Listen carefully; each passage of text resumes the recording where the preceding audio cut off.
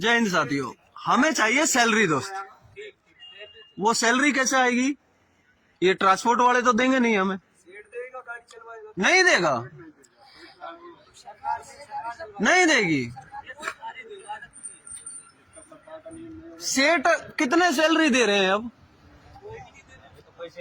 कितनी कंपनी है हिंदुस्तान में जो सैलरी देती है?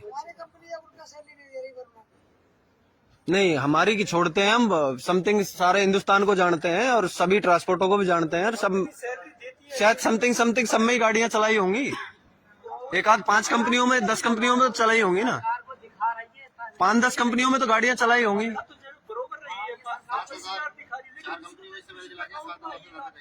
मतलब 4 कंपनियों में चलाई जिनमें 7,000 से ज्यादा सैलरी नहीं है। नहीं है ना? आज के समय में यदि कोई झाड़ू मारने वाला है तो उसकी भी कम से कम 10, 12 या 15,000 सैलरी होगी। होगी ना? और उसकी ड्यूटी कितनी है? 8 घंटा है। और सबसे बड़ी बात देखो, उसका नसीब।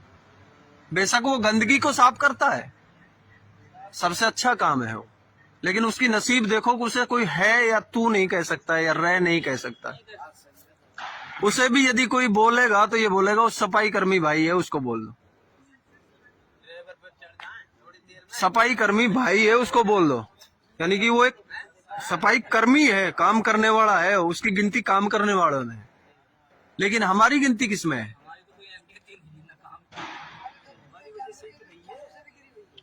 नहीं है ना।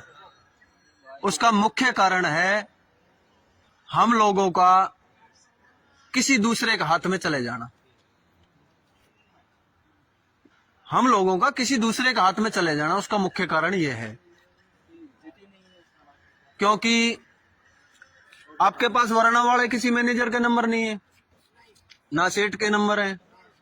आप इस ड्राइवर से कांटेक्ट में आए होंगे, ये ड्राइवर उस ठेकेदार के कांटेक्ट में आया होगा, आपको उस ठेकेदार के नंबर दे दिए गए, ठेकेदार से आपने बात की, ठेकेदार गया वरना वाले के पास, मेरा एक ड्राइवर है, इसको चढ़ा दीजिए। हाँ, फलानी गाड़ी खड़ी है, दे दो। यही हुआ है ना। जैसे ही आप परमिट लेने के लिए गए, लाइसेंस दे, आधार कार्ड दे, पैन कार्ड दे, बैंक कॉपी दे, या सिग्नेचर कर या अंगूठा लगा, यही हुआ है ना। लेकिन वो जो गारंटर है उस भाई से तो कुछ नहीं लिया गया। नहीं लिया गया ना, और बीच में उसको बिठा दिया आपको कठपुतली बनाने के लिए। बीच में उसको बैठा दिया, इसीलिए हम लोगों की सैलरी नहीं है। हमें आयोग चाहिए, हमें हमें ड्राइवर आयोग चाहिए। सिंपल 2 टप्पे की बात है, ज्यादा बड़ी नहीं। हमें ड्राइवर आयोग चाहिए। ड्राइवर आयोग में क्या क्या आएगा वो एक बहुत बड़ा मैटर, काफी बड़ा है। लेकिन उसमें से मुख्य मुख्य चीजें हैं जो आप लोगों को बता देता हूं। पहला है ड्यूटी टाइम टेबल, दूसरा है सैलरी, तीसरा है सुविधा, चौथा है सिक्योरिटी, पांचवा है आपका भत्ता, इंश्योरेंस, पीएफ, छठा आपका मेडिसिन, आपके बच्चों का मेडिसिन, कोई भी बात हो जाती पूरी गारंटी उस कंपनी की होगी जिसके अंदर वो गाड़ी चलाता है।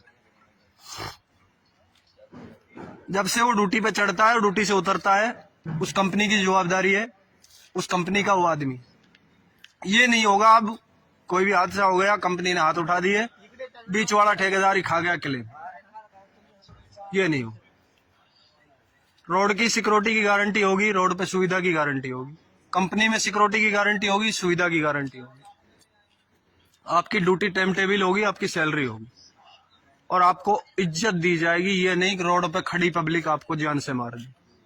यदि कोई हादसा भी हो गया तो आपको तू या है तेरी करने की जरूरत नहीं, छाती चौड़ी करके वहीं खड़े हो जाना।